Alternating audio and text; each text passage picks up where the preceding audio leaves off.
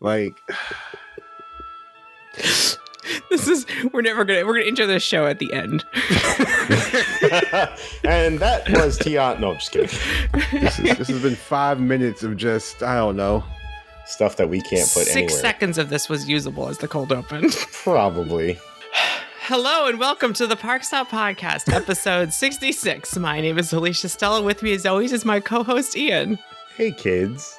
Buckle And up. Joining us today, we have Jalen Harvey to talk about Tiana's Bayou adventure. Oh boy. Hey, I'm mad you didn't use the title that you were that we agreed upon beforehand to introduce me, but it's okay. It's okay. It's okay. It's okay. Remind me again, what was the title?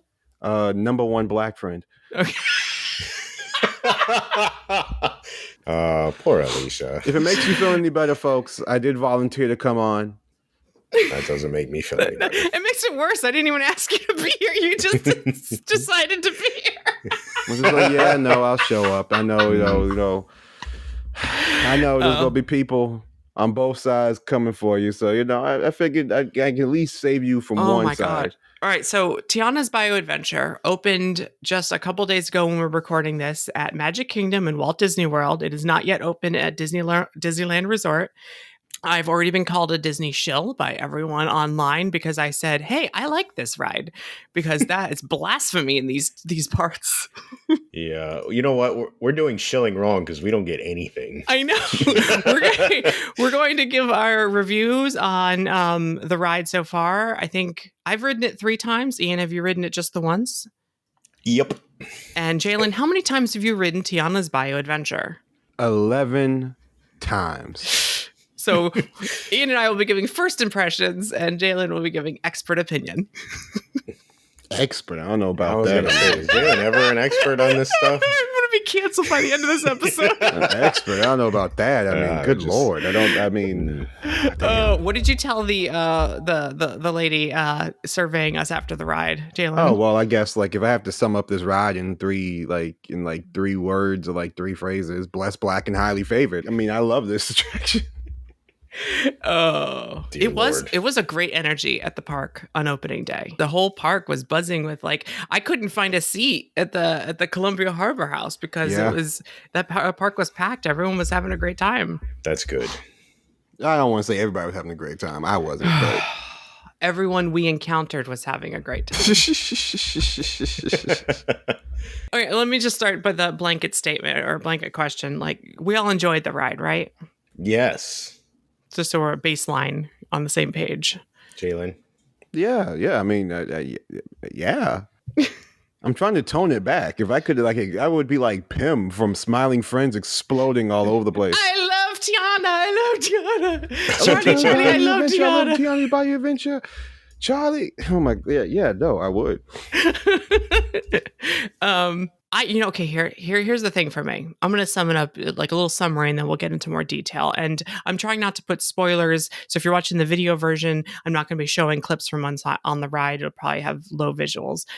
So we'll try not to do too many spoilers. We're talking more abstractly about the ride as a review. But I didn't ride Splash Mountain that much going back in time. I don't like water rides. I don't like to get wet. I don't even like drops on my dark rides. I prefer to just have a chill dark ride or a thrill ride. And this ride, though, has always been impressive for its length. It has a lot of animatronics. So Splash Mountain has been a high tier, Imagineering feat because something like that doesn't get made today. But at the same time, it's not my favorite ride. I don't really care that much. So Tiana having better, more detailed dark ride scenes and a more fun energy, I do think I'll ride it more, but it's still a water ride. So for me, it's almost a lateral move because I'm not going to always be in the mood to go on a water ride, but I do like it more than what used to be there. That's my summary. I think it's kind of parallel. I think it's a really fun ride. I think they did a great job. The animatronics are beautiful. Some of the rooms are just gorgeous to go through. The lighting, the lightning bugs and stuff, and some of those spaces just make the just make it for me. I love that stuff. It's the reason I like the Navi River Journey, is just for the vibes and the spaces like that. Oh, that was what I said before. It's like if Yeah. Navi River Journey was a good ride. Yeah. Because it has the vibes and more than one animatronic. Yeah, and I think this, I don't know, I think the rooms are great, all the different rooms. The drop still feels good. The little turning you. So it's interesting because you basically get shrunk as part of the drop, right? That's the story. The former laughing place scene is a little miniature scene. Like we get miniaturized for some reason. I was kind of thinking maybe because the magic goes over the archway thing that you go through, and I thought maybe Drew dropping was actually you getting small. The little drop into the laughing place is a miniaturization. Yeah. I have to say, if you get it timed just right, the magical mist is like really, really cool looking. Like, because Mom Odie like is using magic to shrink you, and when you go down into that drop, if you hit the lighting just right, it looks like really magical for real. Like they nailed it. But in my 3 rides, I think 1.5 times I got the lighting just right at the right moment, because the mist has to be there just at the right moment. So I think as the timing gets better, things will be more perfect. Jalen. Oh, okay, my turn. All right.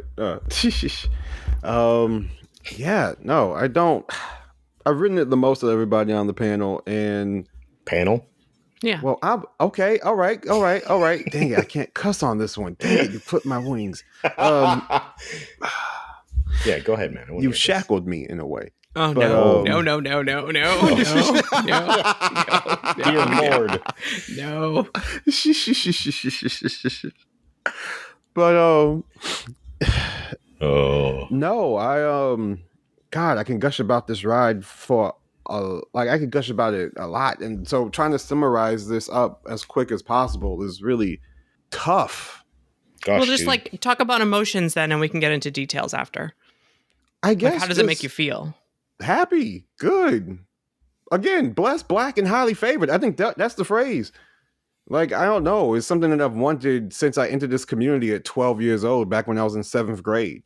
Like, it's something I've always wanted, is to not just have, Black culture represented, but specifically Black Southern American culture represented in the parks. Is everything I could have wanted. I mean, hell, there's mustard greens in the garden. Mm-hmm. That's like one of the rarest type of greens that people don't even talk about that much. Yeah, I get collards. I'm all about the collards. Oh my God. Like, there's a lot in there to love, and there's a lot of it that's just, I don't want to say classily Black, because I don't want to get into respectability politics and any of that crap. But I don't know. It's just, I mean, from the backstory about a Black woman that bought a mine that used to be filled with slaves, and not everybody being assumed. Disney has never explicitly said that. We're assuming that because of the history of salt mines in general in the South, but that's that's never explicitly said by Disney. That's just something that people argue. Are you good with your disclaimer? Yes, thank you. Okay. Anyway, yeah, Black woman bought a slave mine and turned it into the exact opposite, into an employee-owned thing where everybody gets a piece of the pie, not just the boss. And everybody gets paid the same, and everybody gets to, the more work that you put in, the more we get out for everybody. Like, it's a communal effort. And I think that's the thing that the ride does, even though I do consider this like a Black ride for me and my people, and a win for the diaspora as a whole. It's for everybody. It's a communal experience. It's for everybody to come down here and to be able to have a good time. And I think that's what Tiana really is. It's like if the Fifth Key was actually good. They finally pulled it off in one isolated incident. They put all their effort into this one ride. I saw a complaint the other day about the music and on the actual attraction, and I kept thinking like how happy it is. Great to see like the New Orleans style like Mardi Gras jazz music type music get represented in more than just the streets of Universal Studios Florida for a month a year. But it's such a happy ride. I don't see how people could complain about the music. Like, oh, it's a weird music choice. And like, this is authentic feeling and also incorporating the themes of the movie in a like interesting way that fits. It's not just a book report ride. And I don't know. I feel like any complaint is a nitpick or a complaint on current operations because they're still having growing pains. It's working so much better than it was when I first wrote it 2 weeks ago. First of all, like we had 99% of everything working on our ride the other day. And but then the whole finale was messed up when we rode the first time. So it's already working better for me anyway. But yeah, it's a happy ride. And even like the salt mine thing is really just placemaking so the queue makes sense so they don't have to redo all the rock work. Like that's kind of a clever way to do that. But then the second the ride starts, we don't need that storyline anymore and we're just going to a party. So any complaints about that are completely unwarranted as well. Because then it's just a really fun, chill ride. And I feel like I'm going to say Imagineers bent over backwards to try to please people by keeping robot animals involved in this attraction as best as they could. For sure. And it is my favorite part of the attraction is the fact that we have critters in a band. Like I'm all for rides that have robot animals playing music. I don't know why I'm a sucker for that. But like completely off topic. Have you noticed the scale of everything seems like 10% bigger than it should be? Am I crazy? Like it feels bigger. Is it because like the point of view of the boat is slightly lower, so they upscaled everything? And I'm not talking just like Mondo the Frog because we're shrunk. I mean like everything. The beaver's like 3 feet tall. Everything seems quite large. Maybe that's just me. It feels big. I don't know. But no, I like for me, like when the survey taker at the end of the ride is asking us what we liked most, I'm like, I love the dark ride seeds and I'm a sucker for the critters. Like they're trying to please everyone. So if you're not taking away something positive from this ride, you're trying hard not to. I see Mondo all over the place, so Mondo's so loved. Mondo is very loved. I do want to push back just a little bit on the whole positive thing. I guess I would say, look, if it's not your cup of tea, if it's a little too hokey and a little too cute, and one, why are you at Magic Kingdom? And two, I was gonna say,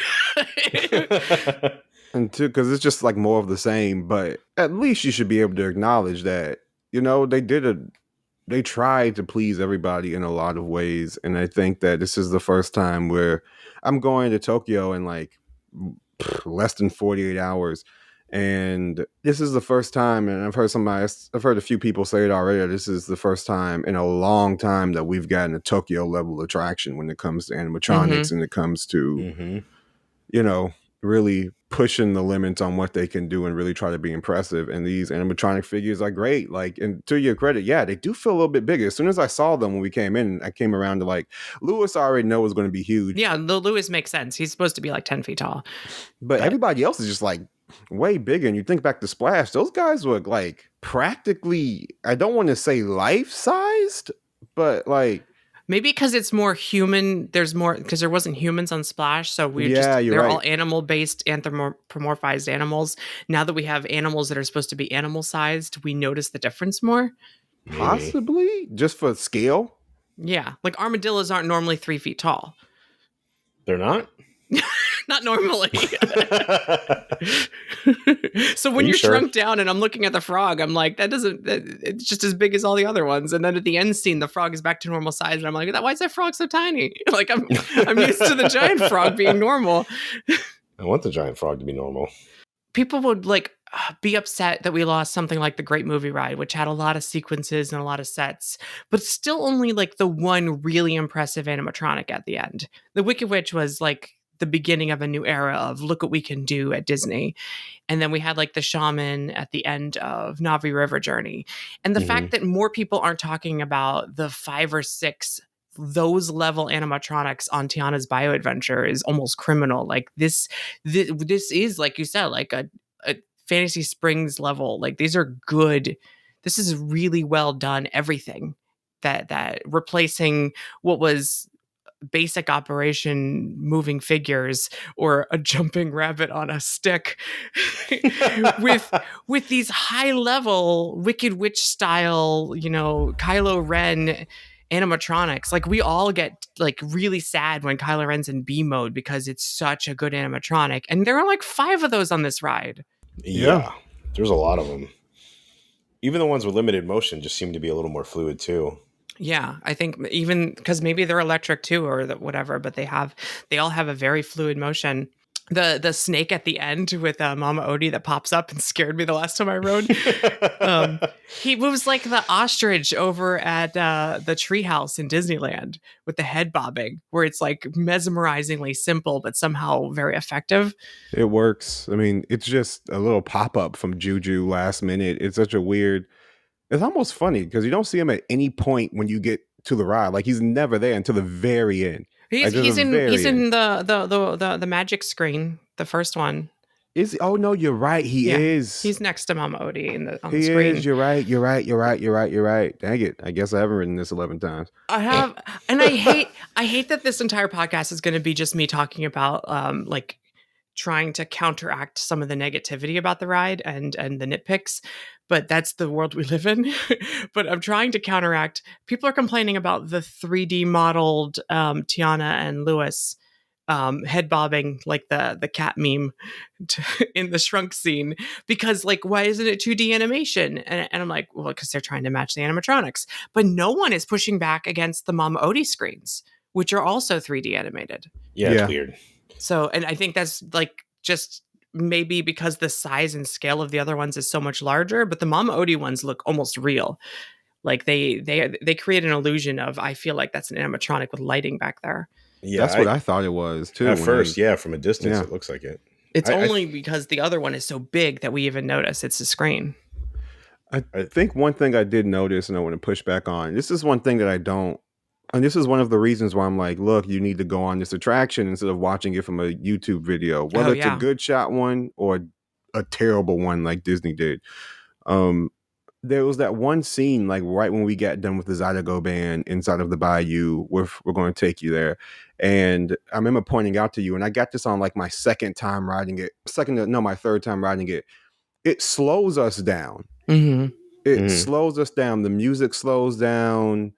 We turn the corner and it's like a transition to the next scene, and we see Tiana sitting down like she's taking a break. And this is supposed to be us slowing down, almost like with Flight of Passage, where we just kind of sit there for a minute, take a breather, and kind of get in the beauty of everything.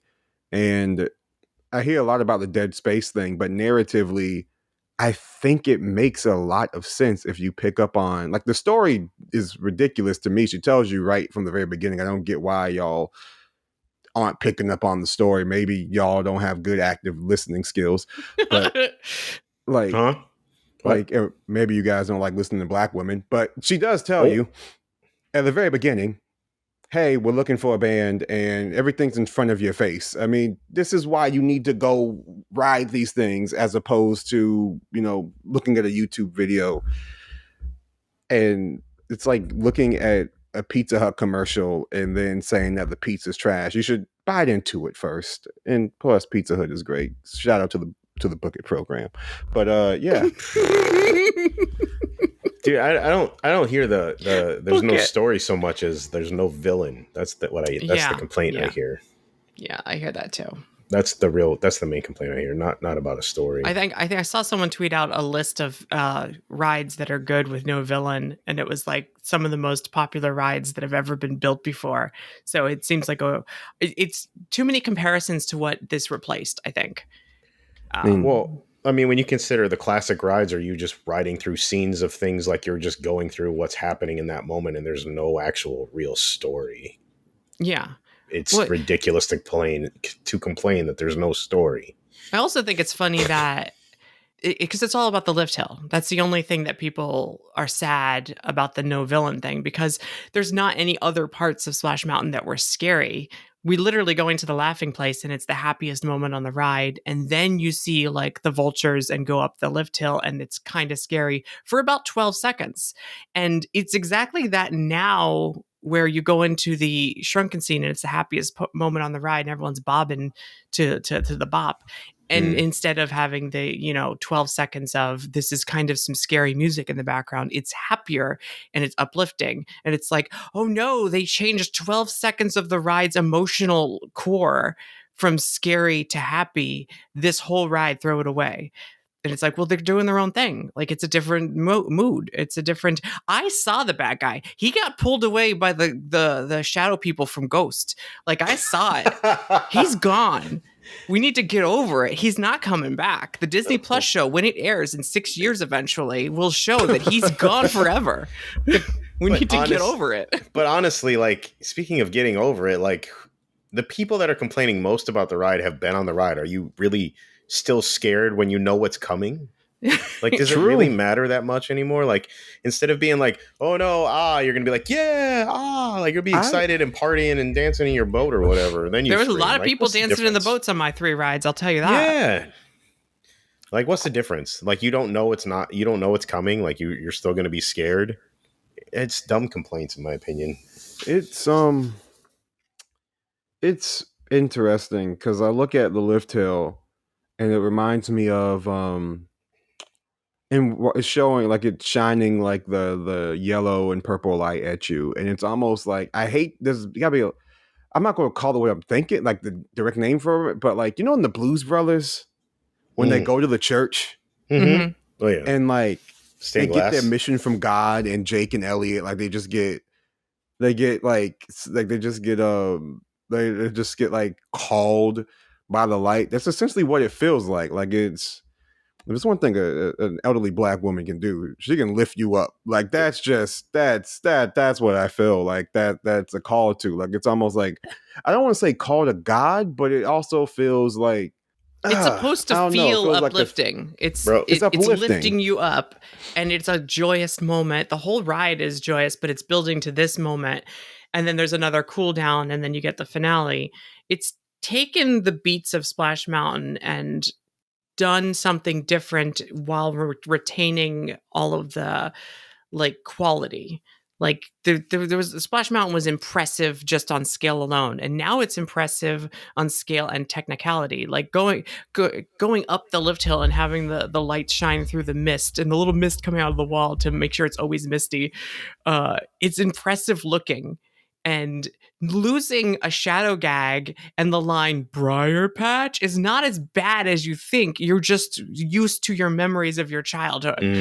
Like we have a new thing and new children are going to make their own memories. This ride in a vacuum is a really fun experience. And it's weird that we can't even discuss it because we have to do a postmortem on the last ride, which I get. It was a really well done thing. But now this is a really well done thing. It's just doing its own thing within the confines of the thing that it replaced. Yeah. Firstly, that section reminded me of Maelstrom for some reason. That's what came to mind when we went through that because of the way the light flickered out of the eye on that ride. Yeah. So I quoted Maelstrom, but you guys were in front of me. I don't think you heard me. Also, I think it's become a little edgelordy and popular to hate on Disney no matter what they do. And this is coming from someone that has a lot of issues with things Disney is choosing to do right now. But I mean, you got to give them their kudos when they do something right. You can't just dump on them all the time. And this is coming from someone who very much liked Splash Mountain, like a whole lot. But if they replace it with something good, then it's something good. It's still good. You can still mourn the thing you can't do anymore, but remember it and just be happy you got something that is a worthy replacement at the same time. Like Jalen was saying, it's weird that we had 2 weeks of like gushing over Fantasy Springs footage. But if Peter Pan, the new ride at Fantasy Springs in Tokyo, had opened here, everyone would be making these weird complaints about, oh, it's just all screens. It's a less good Spider-Man. Why do they do 3D modeled for a 2D movie? But because somehow it's in Japan, it's better than what we get. And then we get a ride that's up to that standard and we're doing the same thing and just complaining. I think we're just so used to complaining about what we get here. We all know why. Well, I mean, besides the fact that people just need to complain because it gets them more attention to complain than to be happy. Cosmic Rewind opens and it's this like the largest indoor roller coaster of all time. And the whole discourse is about why does the base look like that under the thing out front? That's not my objections to that ride, and I kind of like that ride, but I have objections to it. But it's weird that like that's where we go to, is we nitpick to the point where the discussion isn't on all of the achievement. And I'm not saying Disney doesn't do anything wrong. I got called out for being a Disney shill from this side, while I'm also being called out for only saying negative things about Disney from this side because I rail against park reservations or virtual queue because their operations are like, my complaint is I like the rides too much. It's not fair. I only get to ride them once a day. It's weird. People don't. Yeah, people just want to complain. People want the attention they get from complaining. I mean, there's a lot to. I mean, not a lot to unpack here, but like I remember making some kind of I think I made like a flow chart or something whenever Disney builds up to a new attraction. Oh yeah, it was the circle. It was the circle. Yeah. The circle, totally. I think I got it. It was like Disney releases new footage of attraction. People online declare it's crap without experiencing it. Mm-hmm. Then POVs from testing previews of the attraction from CMs, APs, etc. start to drop. People online declare it's crap without experiencing it, and point to malfunctions as a sign of it being crap, even though these are still testing previews. The attraction opens, everyone gets a chance to ride it, including people who declare it crap online before even experiencing it. Most people stop complaining since they see it's not as crap as they said it was online before experiencing it, and move on to the next new thing to complain about. Yep. And it has record waits, and it's busy for the rest of forever. And now 2 years later, people are complaining that they can't get on Cosmic Rewind 3 times a day because it's their favorite ride, or that Mission Breakout was the best ride at California Adventure, and yet remember the vitriol about closing Tower of Terror. Like, people love the cycle at the Disney parks. It's unfortunate, but I guess for me, in this community, we get a lot of new reruns in the sense that it's a new topic, but we just go on the same discourse over and over again. Me personally, I'm a little exhausted by it, especially given the fact that nothing changes or nobody makes like a new point about it. It's just people wake up to complain. And I think with this one, it was, I mean, a little more, well, I won't say a little more, a lot more vitriolic given the subject matter of the ride, that the main character is a black woman, and it was replacing a ride that was, let's keep it a band, minstrelly. So I don't, like when you guys are talking about the lift hill before he throws you over, that's like one of the most, oh my God, the most pickaninny part of it was Brer Rabbit's voice. I got Wacko Warner over there. Like, dude, please don't throw me that bed. Please don't throw me over there. Please. Like, oh my God. Yeah, that's why I'm doing an impression of the bear, not that one. Please. And like, Brett, I'm gonna get you now, Brett. I got you there. Like, they're dressed like slave hunters. Like, oh my, come on, man. What are we doing here? And this was 89. Y'all couldn't have updated the voice. All these black actors in Hollywood, y'all couldn't update the voice to be, you wanted to keep the voices of this movie that you guys were going to bury? Like, come on. And I think it's tough to say. It really is to say that, you know, Tiana, the original Princess and the Frog, wasn't perfect. She was a frog for majority of the movie. Yeah, which is a trope in Hollywood that needs to die. The fact that we even had it recently in Soul is kind of disappointing. I mean, the voodoo portion of the movie was fairly stereotypical, and they didn't really do their research. They were playing with people's actual religion. But with this ride, they tried to fit.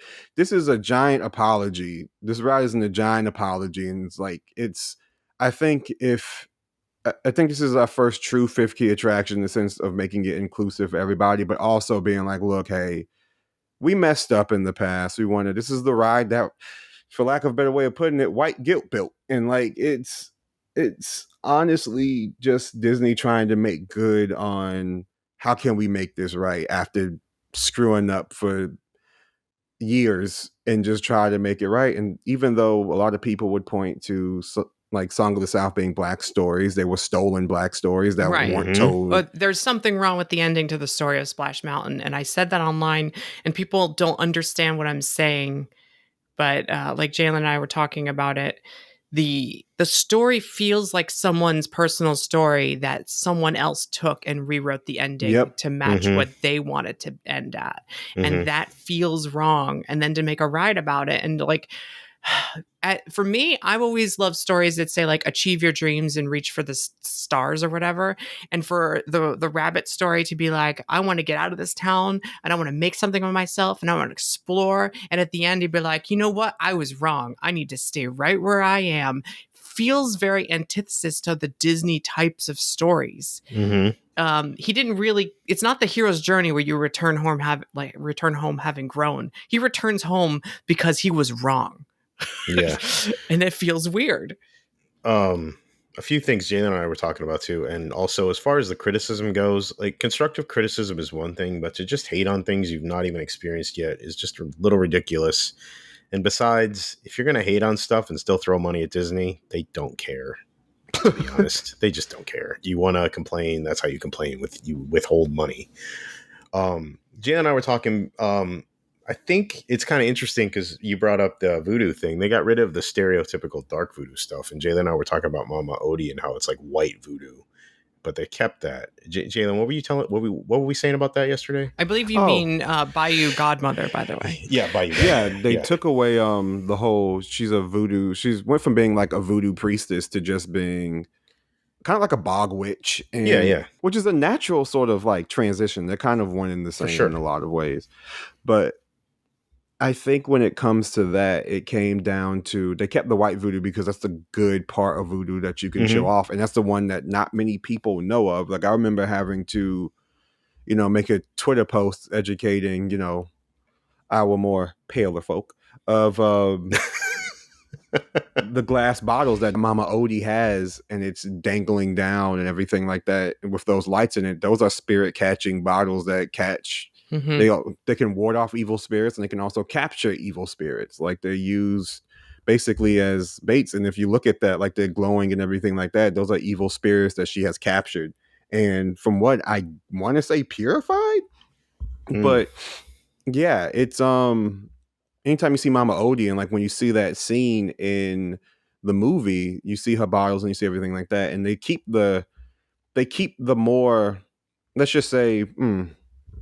And again, I don't want to get into respectability politics, but the more presentable version of voodoo, and a version of voodoo that isn't as well known. The positive aspect and not the stereotypical one. Not the stereotypical. Not the Alvin and the Chipmunks song. Yeah. I mean, that side isn't known as much I don't know if you know what I'm talking about. To be stereotypical, you know what I mean? Because people don't know it, so... And I think they could have done Dr. Facilier. I think one of my problems with it is like Dr. Facilier is still going to show up at Mickey's Not So Scary. Like, he's still meeting in the Epcot area where they do training. Like he's still a character. Yeah, they haven't I understand he's problematic, but he's one of my favorite villains just based on the way he looks. So, I mean, everybody loves.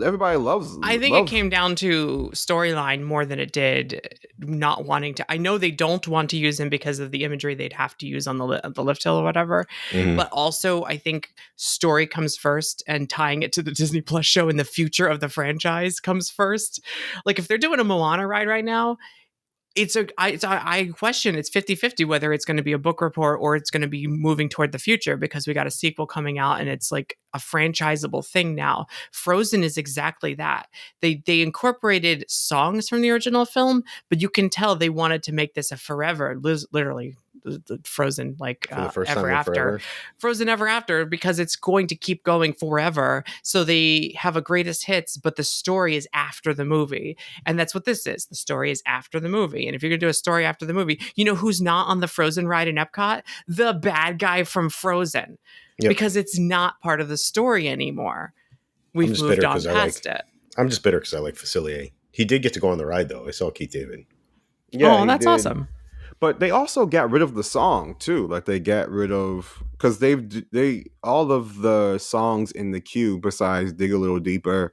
I mean, all of the songs from the movie besides Dig a Little Deeper are showcased in the Q soundtrack.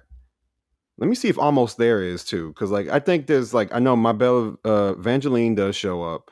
Down in New Orleans does show up. I think I heard Almost There. Let me look at the track list. I like that song. It is it's catchy. New Orleans. Almost There is not in it. Almost There is not in it. It is a New Orleans Mardi Gras ride. And as such, it tries to keep the emotional core alive throughout the queue and the. Can we talk? We have like 10 minutes. Let's talk about some positive things that we liked and give a little more of a review. I have like a short list of things that I was really impressed by on my third ride. First of all, the beignet scent in the queue and on the ride is working now. And it's strange because we were on the train and we went behind the Golden Oak where they're making real beignets, and it was exactly the same smell. That's awesome. Yeah. Before I forget, there was a couple more things that, because the boats can go can cascade pretty close together, the Imagineers actually alternate lines on many of the show scenes. So Lewis will say one thing to one boat and say a different thing to another boat. Same sentiment. Like he's like, oh, those cats can really play. Or Tiana was right. There's great animal critter musicians in the Bayou. Like it alternates to different things so that you're getting more show, even if you see it ahead of you, which is so much better. Like some of the critiques I've heard is like, oh, I could see it happening ahead of me. It's like, but he's saying different things and he's acknowledging each boat individually. And it's like Runaway Railway, having these contingency like backup plans and extra lines and things is so clever. And you can tell a lot of work goes into these things that never used to happen back in the olden days. So we're definitely living in a new technological era. There's other stuff, but I'll let you all talk about some stuff too. I actually think with the level of animatronics we get, I think the use of the screens is actually kind of clever in this attraction. And I'm not really a huge screen person, but if you use them well, I like it. I very much enjoy the way that they chose to do the screen so it looks exactly like the animatronics. I really, really like that. I think they look awesome. So that's my little positive. The two Mama Odie screens look like animatronics. It's the lighting in the background is so realistic. I can't figure out why it's so good. I don't know if it's the way it's rendered or whatever, but it's so realistic. Yeah, they look great. I think the screens look awesome. They look exactly like the animatronics. Jalen? Dang. Okay. Oh, this is gonna be tough. Even little things that. Oh, I'm going big and little. Okay.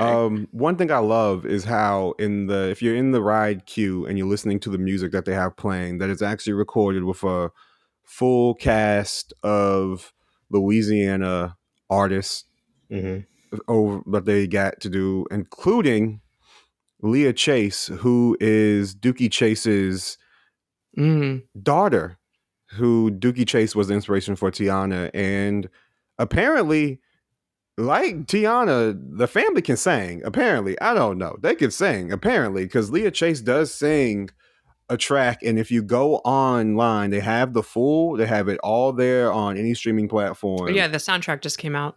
The soundtrack, and it's called Do You Know What It Means to Miss New Orleans by Leah Chase. And it's really good, almost like she sounds very Billie Holiday-esque. It is great. I mean, there's a little yellow bird that's painted on him. I'm putting this out there now. This is the name that we're giving him. I've christened this young little bird. This bird is painted in like the children's garden. In the queue. In the queue. Up against like a little workbench. His name is Freak Nick. Name is Freak Nick. The Peanuts has Woodstock. Black people, we have Freak Nick. That's the name. You can also see several pieces of Tiana's background and her history for cooking and her family's history, like her father's military service, stuff like that. But we also get to find out Tiana's last name, which is Rogers, in this before, marrying Prince Naveen. Don't know if she took his name. Don't know if she took his name.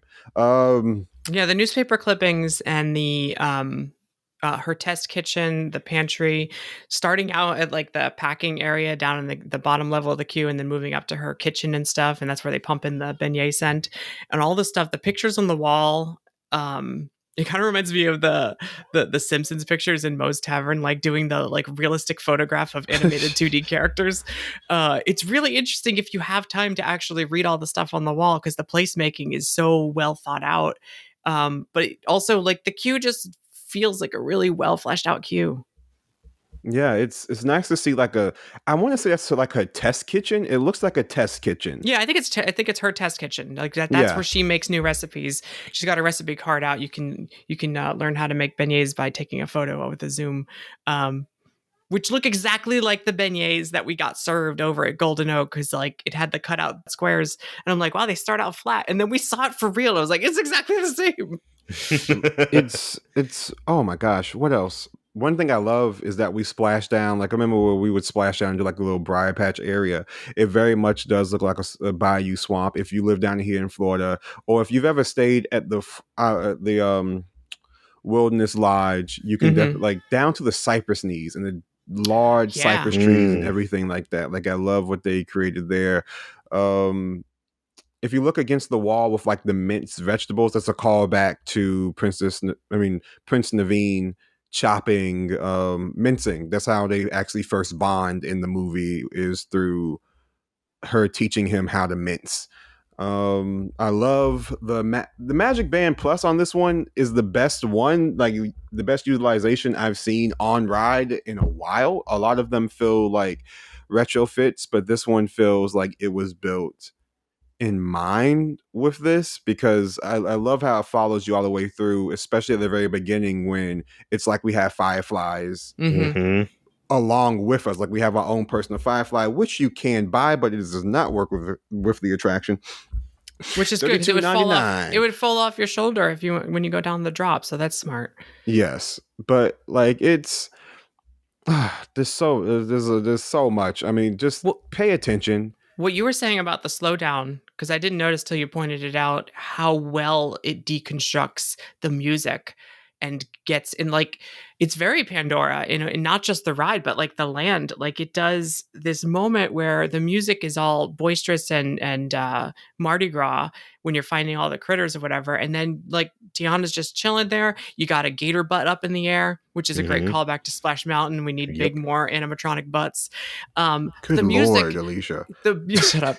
The music breaks down in like three different ways until the point where it's deconstructed to almost background like Blue Bayou, beginning of Pirates, like barely there, and the sounds of insects and bayou sounds go up, and it's a good little respite. Is that how you say that word? Yep. Sure. Before you get to the really boisterous, happy nightclub scene, shrunk down, and it's such a perfect in between, like transitional moment. Whereas it otherwise, the whole ride would have been too much party. We need this little slowdown before we go to another party. Um, I love that the idea is like this shortcut is easy. All you have to do is shrink down to the size of a frog first. Yeah, but then we get to hang out with Mondo, so it's fine. It pays It off in the end. is. It is. Oh my It's my god, I favorite do. part of the ride. Is So because good. it's so happy and I like the head bobbing. I like with that moment that we have there, what I like about that the most, and some people might be like, we're shilling out, oh, there's not any animatronics there, this, that, and the third, which I don't think there was to begin. I barely remember Splash, even though I There was a rode it lot of like, animal houses without animals in that part. Where well, like, okay, so we didn't yeah, it lose just has much. the names of Brer this, Brer that, and there's only like one animatronic figure for 20 feet. Like it's very similar. We got a full on Tiana animatronic and the butt of the gator right there, so it's already got more than I think it used to. Yeah. I mean, I some of my favorite parts on the ride is dark and just has the lightning bugs, like with the It's just a greenery and chill stuff over moment. you. It's just super chill. It's like one of my favorite parts. It's like a vibe. And they themed the ceiling, which Yeah. didn't used to be. Like Hmm. this is a full 360-degree theming, and I deserves the credit for that. That's why I said it's a better dark ride than it used to be, and also it's the better version of Navi River Journey because it's animatronics. It is. I I like that moment. I remember like a few weeks ago, I went to go watch the Muppet movie because they re-released it for one of its anniversaries. I think it's 40th or 45th.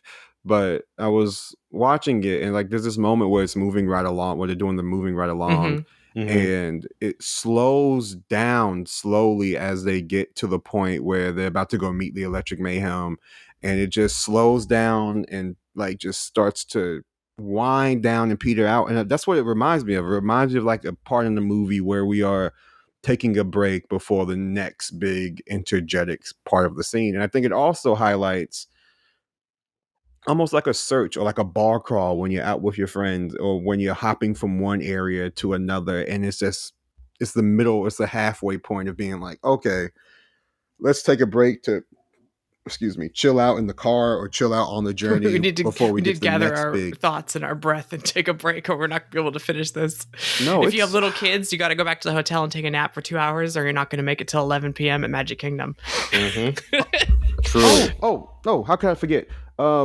Keep out. They do a great misdirection. So there's a Mickey beignet on the ride at the very end, and of all the hidden Mickeys, that makes the most sense. Mhm.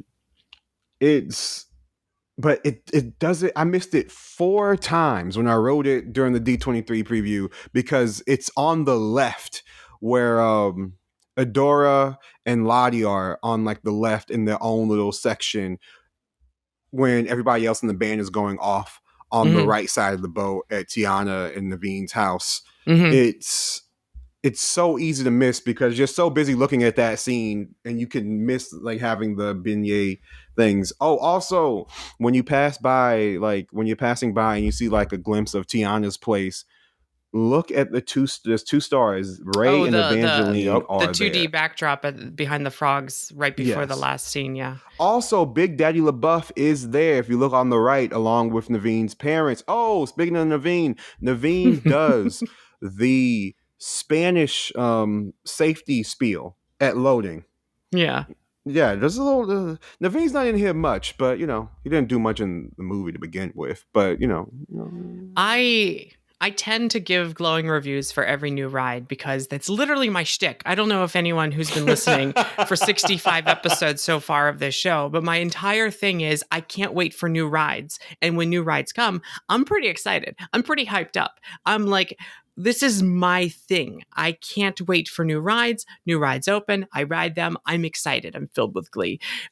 Sometimes over time, those like rides that I thought I loved at the beginning kind of drop down a little bit. Sometimes the rides I didn't like that much at the beginning kind of go up a little bit. Cosmic Rewind, I wasn't too keen on it to begin with, but then it grew on me as I went on because I realized it's not, I don't have to be scared of the dark. It's honestly all it was. I had anxiety about the dark.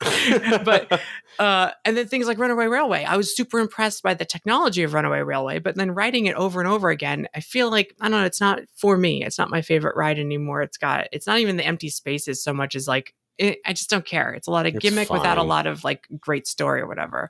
And this one, having ridden it 3 times now, I'm getting something different out of each ride so far. It's still the fun flume ride that it always was. So it's always going to have that going for it. But also, I like the dark ride scenes more than I used to. So I know, I don't think it's going to drop down. I know I'm going to always like this ride. Even if I didn't like it as much as the first time, or I like it more later. And I think that's like right now, first impressions, that's the best I can say is like, hey, at least it's the same ride, but with better technology and happier music and a story that I don't have to feel ashamed about somehow. sans the racism. Right. That's what I don't want to say it, but that's what I'm saying is that like, it's weird in recent years to get off a Splash Mountain and go, man, that is an impressive ride because like there were things that were problematic. That's what we say these days. There was And problematic even elements. then, I think I would rather have a few animatronics that I know Disney's actually going to take care of than Jesus Christ. Y'all remember what Splash used to look like, especially towards the end of its life? It's over in Disneyland. I can understand they upkeep their stuff, and I'm going to be riding Splash over in Tokyo in a matter of days, where Mhm. that's the best version of all Yeah, time. They keep yeah. up with it, but like. No, it was My brother- hokey. It had a hokey charm to it, but it was very much like the early Country Bears type hokey animatronics Well, that I like mean- you find at a state fair and put a quarter in. That was Like, high tech at one point. So Yeah, Right. it was in But it's- 1989. yeah, exactly. But it has a hokey charm now because we're Yeah. so far removed from that and we've evolved so much in the technology. So having something now that's more modern and feels modern that also feels immersive with the ceilings finally themed. Can you imagine like going on It's a Small World and they theme the ceilings like that? Like I just can't even imagine. Heck, that same day we went to go do COP. And I remember saying to you, like, man, I love this thing, but good Lord, it's time. I'm not gonna like wade into that water because not only does it have a hokey charm, but I feel like it was it has enough small elements that it's still impressive today. Just having all the appliances open and close their doors in my mind is impressive enough.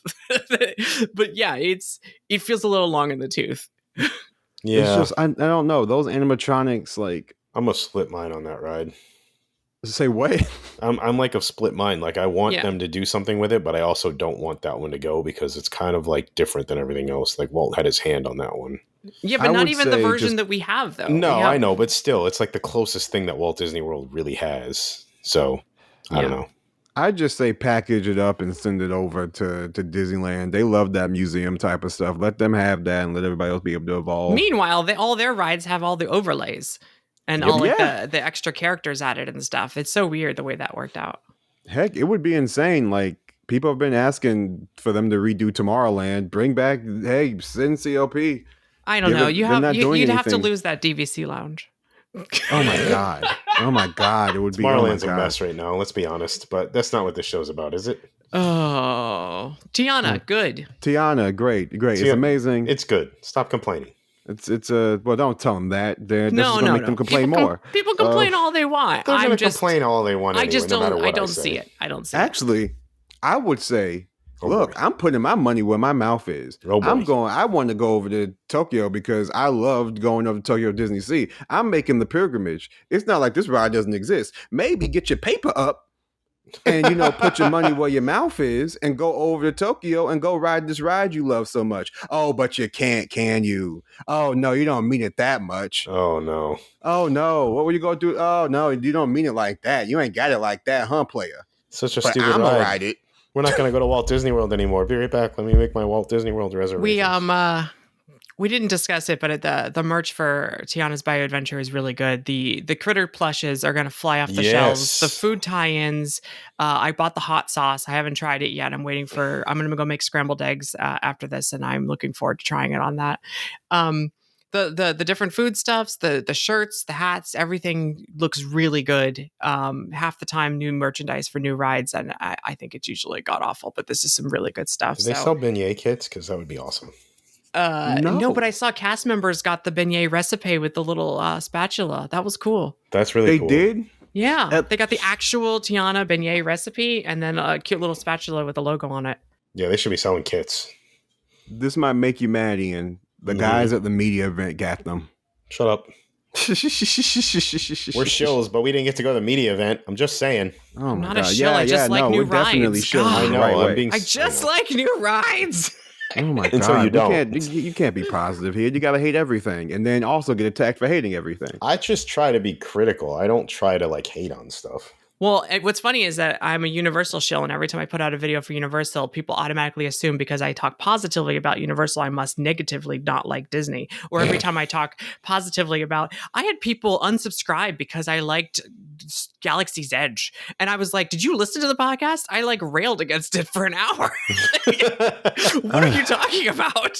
I mean, right now, I just like Universal because when I go there, it feels like they want me to be there, and I have issues with Disney's decision making right now. I might have to wait in line an hour each time, but I can go on Velocicoaster more than once. Yes. Yep. And 2 years out, I still have to pay for a second ride on Cosmic Rewind and get up at 7 a.m. for the first one and actually get into the fastest finger, which, by the way, thank you, Jalen, for getting the boarding group that was You're gone in welcome. 0.5 seconds for Tiana. Let's You're hope by the welcome. time this podcast airs, they're done with the virtual line. Because you know what? I'm fine if you're going to do virtual line for a week of a new ride, Disney. That's my compromise. But the idea that I couldn't get Tron and Tiana at 7 a.m. is kind of absurd. That's going to anger a lot of people. I feel as though it's probably going to be done with soon, given that it's not. Yeah. Most of the time, the Lightning Lane attractions, the Right. individual Lightning Lane attractions. Right. This is on Genie. Yeah. Those keep it. Those or whatever the hell what is it now? I don't know. It's still technically Genie Plus as of now. Given 2.5 weeks, it becomes I don't know. Lightning Lane multi-pass Lightning. Oh my Yeah, thank God, you. this is getting Multi-pass. Lilu See, Dallas this is where I multi-pass. complain. Multi these nuts. How about I that? say nice things about new rides. I Multi-pass. complain about dumb operations that are confusing needlessly just to either milk more money from us, or I feel like it's almost it's keeping people employed to write all these new rules. It's got to be, right? Why else would they to. change it every 2 years? Okay, we got to go because I'm going to start talking about DAS at this point. Yeah. Oh no! But if I may, Yes. if I may bring out my soapbox before we. Yes. Jalen gets closing remarks. Does he? Yes. I don't know if that's fair. Hey, Oh, wow. It wasn't me. It wasn't me this time. Wow. Oh my God. Take some of the heat off of me there. Wow. Hey, he's my little brother. I got to razz him a little bit. Get, Go ahead, dude. It's like we get one black ride. All right, back in the closet, back in where you go, back to the back of the bus. Aren't you about to do some? Never mind. We're not going to talk about that in this podcast. Go ahead. Maybe. Yes. I just want to say, and thanks for letting me say this, by the way. This is something that I've wanted since I've entered this community. We are a vast diaspora. Diaspora, if you don't know what that means, that basically means a community of people that have been dispersed from their homeland. And that's very much what the Black society is, or African people, as you would say, if you want to get technical with it. But this is something that I've wanted for a very long time. And what I saw Friday with Alicia and everybody, I saw gorgeous Black people across, just beautiful Black people, Black families. I have not seen that many Black people at Magic Kingdom ever in my life. In my 27, going on 28 years of being a human being and going to the Walt Disney World Resort, I have not seen that many Black people there. And there was no incidences. There was no fights. There was no yelling. There was no BS. And I think Tiana, and also anything else, shows that we belong here, even though this attraction is for everybody. This is a Black attraction. And for now, it is the Black attraction. Hopefully, it's not the Black attraction as in the only Black attraction, but this is a win for me, my people, for little Black boys, but especially little Black girls and everybody else in between. This is a win for African Americans. This is a win for Black people as a whole. This is a win for the diaspora. And I'm so happy that after being in this community for about 15 years now, that we finally have an attraction to call our own. So it's beautiful. And I've cried more than once about it. And I'm happy that, we went from being almost there to finally here. Oh, look at you in the play on words. I like it. That was good. No, that was very good, dude. Thank you. Thank you. I'm very, well spoken. Are you? Or how some people might say, very articulate. Oh my God. No. Why you gotta go and ruin it? Why you gotta go and ruin it? It's also nice that a lot of this was made by, I joked before we started recording that, only 5 Black Imagineers worked on this. But no, they went out of their way to go to historical Black colleges and to go down to Louisiana and get as many Black people as possible to, input on this. And I think it's something that there's a great little quote from Denzel Washington where he talks about it's not color, it's culture. It's like Steven Spielberg did Schindler's List and Martin Scorsese did Goodfellas. Steven Spielberg could have directed the hell out of Goodfellas, but Martin Scorsese did a better job, could have done a good job with Schindler's List, but they know the cultural differences within their own culture. Like they know about it more. Like it comes more off the cuff, It's the difference between this being just pandering and a love letter, and it feels like a love letter. I think, to bring it back just to a generalization, my favorite thing about this attraction is that it breaks what feels like Disney's been doing lately and cheaping out at the last second on rides. Like cutting back the budget at the very end. Like you can see the attraction they wanted to do, but you can also tell that there was cutbacks like right toward the right before approval or something. This doesn't feel like that for a change. And that is probably one of my favorite parts about this as well. That's why we're comparing it. It's why we're comparing it to Fantasy Springs. It feels impressive in its scope on the inside in a way that we aren't used to lately. Yeah, exactly. Like I think that's a good thing. And I want the company to keep doing rides like this instead of things that I can feel got cut back when I'm on the attraction. Okay, that's going to wrap up our first impressions and review of Tiana's Bayou Adventure. Right. What? You didn't do it right. How Black people end things. We're like, what you finna do now? That's how we tell you it's time to go. What you finna do now? But never mind. Go ahead. Go you do your thing. Do your thing. Go ride it for yourself if you can get access to it behind whatever paywall or virtual queue Disney's doing today. It is a wonderful ride. It is a joyous ride. Go buy one of the cute critters or some hot sauce on the way out. Thank you, Jalen, for joining us. Do you want to shout out where anyone can find you?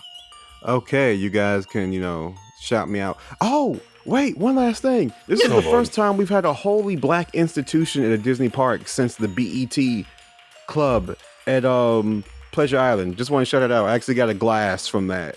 I went to a little black antique museum sort of thing in Tampa, and I found the BET glass. BET Club nightclub class? That's pretty cool. Oh my gosh, it was this great auntie that was running it, who's basically like this great historian. She's amazing. But anyway, yes, you can find me on Twitter at TCJalin, JAALIN. I know it's weird. And Tom Morrow's Child on Instagram. You can occasionally find me on the e-ticket report if I'm feeling it, and you can also find me on my own podcast, App Fat BMD, where I just released an episode about Tiana's, not so much about the attraction itself. I saved that for this podcast, but more or less about the future and what I would like to see going forward. Nice. And we'll on this podcast channel in the audio format, we'll probably be talking more about the technical details for Tiana's Bayou Adventure on Park Talk in a month or so. So after I get to ride it a couple more times. But thanks y'all for listening. Bye. Bye. Stay black.